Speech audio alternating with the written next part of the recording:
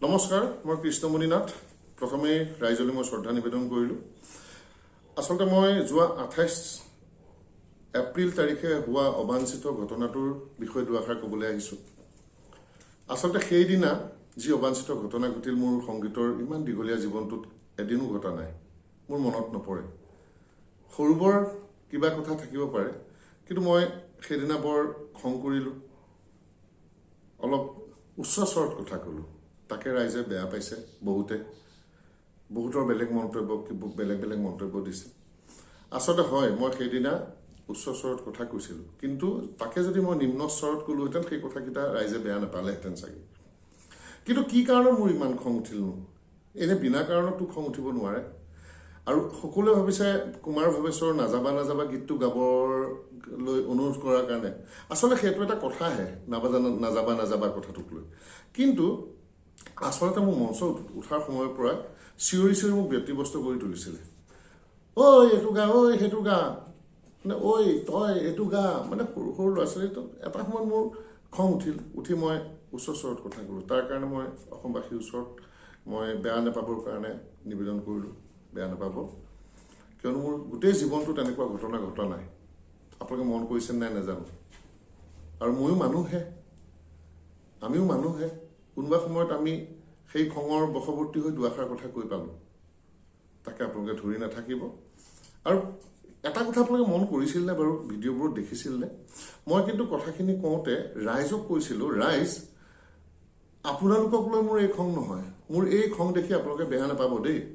আৰু আয়োজকসকলকো কৈছিলোঁ যে আপোনালোকক লৈও মোৰ কোনো খং নাই, আপোনালোকে বেয়া নাপাব। তেওঁলোক দৌৰি গৈ মোৰ ওচৰলৈ গৈ ক'লে, কৃষ্ণদা আপুনিও বেয়া নাপাব। মই কৈছোঁ এইবিলাক কথাত বেয়া পোৱা নাই, মই ধৰিও নাথাকোঁ, সময়ৰ কথা সময়তে এৰি দিলোঁ।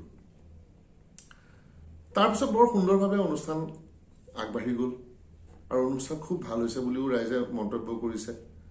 মোৰ হাতত কিছুমান ভিডিঅ'ও আছে। শেষলৈকে আয়োজক সমিতিয়ে বা তলত থকা আমাৰ দৰ্শকে খুব সুন্দৰকৈ নাচ বাগ কৰি ফূৰ্তি ফাৰ্তা কৰি অনুষ্ঠান শেষ হ'ল।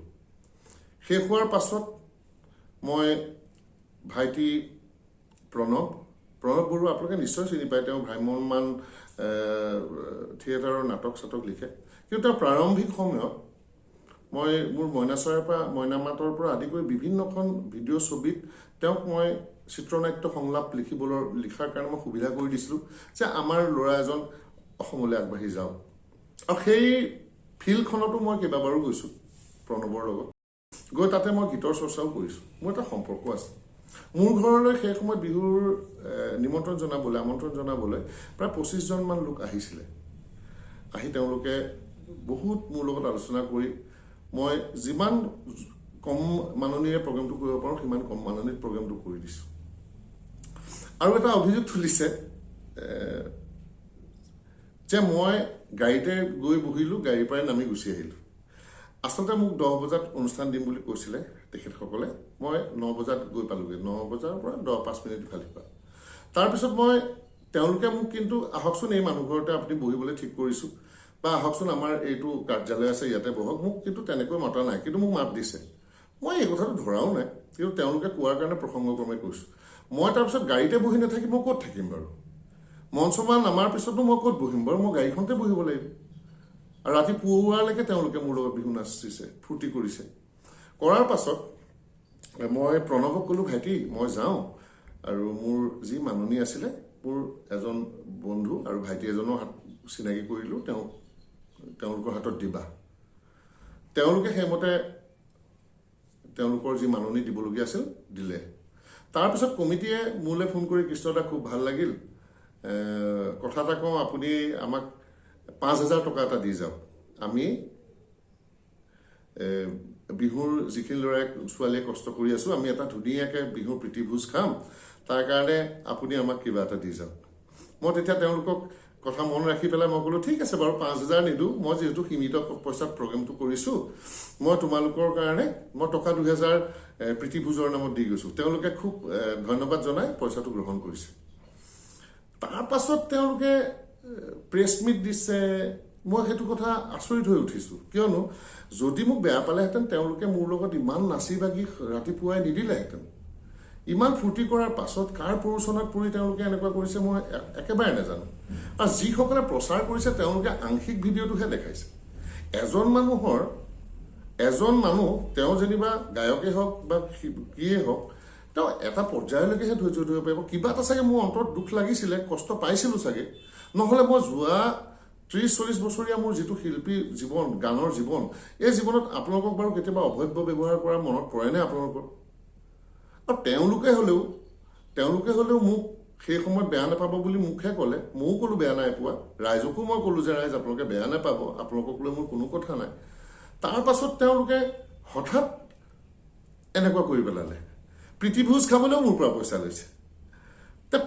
তোমালোকে যিজন মানুহক ইমান বেয়া পাইছা, ইমানেই বেয়া পাইছা, তাৰপিছতো সেই মানুহজনৰ লগত ইমান ভাল ব্যৱহাৰ কৰি প্ৰীতিভোজৰ কাৰণেও হেৰি লৈছা, তাৰপিছত এইটো কেনেকুৱা কথা?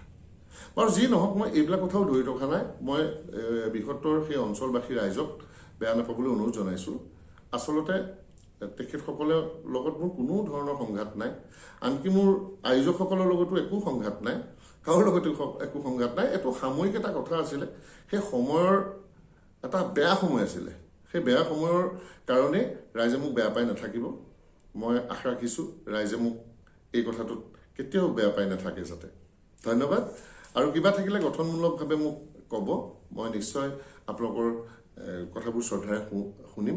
আৰু ৰাইজে ৰজা, ৰাইজৰ বিৰুদ্ধে আমি কথা ক'ব নোৱাৰোঁ। ৰাইজেই আমাক কৃষ্ণমণি নাথ বনাইছে, শিল্পী শাৰীলৈ আনিছে, গায়কৰ শাৰীলৈ আনিছে। সেইকাৰণে এই কথাবোৰ ইমানতে অন্ত পেলাই আপোনালোকেও খুব ধুনীয়াকৈ বহাগটো উপভোগ কৰক। আৰু আমাৰো অনুষ্ঠান কিছুমান আছে, সেইবিলাকৰো আমি ভালকৈ যাওঁ, ৰাইজৰ লগত মিলিজুলি আমি খুব সুন্দৰ এটা অনুষ্ঠান যাতে আমি পৰিৱেশন কৰিব পাৰোঁ। মই আপোনালোকৰে ল'ৰা, আৰু আপোনালোকৰ ল'ৰা, সেইকাৰণে খং আপোনালোকৰ বেছি উঠিছে যে তুমি কিয় এনেকুৱা এটা কৰিলা। সেইটো আপোনালোকৰ ৰাইট আছে, শুদ্ধ, কিন্তু আপোনালোকে আমাক আকৌ মৰম কৰাৰো এটা আপোনালোকৰ আছে অভিমান। সকলোৰে প্ৰতি থাকে, আপোনালোকে এইবিলাক ধৰি নাথাকিব। মই আয়োজকসকলকো বেয়া পোৱা নাই আৰু শ্ৰোতা দৰ্শকো কাকো বেয়া পোৱা নাই। এই বিষয়টো বিতৰ্কিত আৰু কৰি নাথাকিলে সন্তুষ্ট হ'ম, কিয়নো জীৱনত বহু সময় অসমৰ সংগীতৰ লগতেই পাৰ কৰিলোঁ। অসমৰ সংগীত, অসমৰ কলা কৃষ্টিকেই মই সদায় প্ৰাধান্য দি আহিলোঁ জীৱনটোত। তাৰ পাছত জীৱনত এদিন বেয়া সময় এটা অসমৰ ৰাইজে জানো মোক পাহৰাই দিব নোৱাৰে, যে পাহৰি যাব নোৱাৰে। ভৱিষ্যতলৈ মোক আপোনালোকে সাহস দিয়ক, মই যাতে খুব সুন্দৰভাৱে অনুষ্ঠান পৰিৱেশন কৰিব পাৰোঁ। আপোনালোকে যি বিচাৰিছে মই বুজি পাইছোঁ, সেইমতে মই আগবাঢ়িবলৈ যত্ন কৰিম। আৰু জীৱনত আগতেতো হোৱাও নাই, ভৱিষ্যতে নহয় বুলিও মই বিশ্বাস কৰোঁ, কিন্তু সেইদিনা আচলতে পৰিৱেশটো চাগে এনেকুৱা গঢ় লৈ উঠিছিলে, মোৰ নিজকে নিজেই মই খঙাল কৰি পেলালোঁ। ধন্যবাদ, বেয়া পাই নাথাকিব।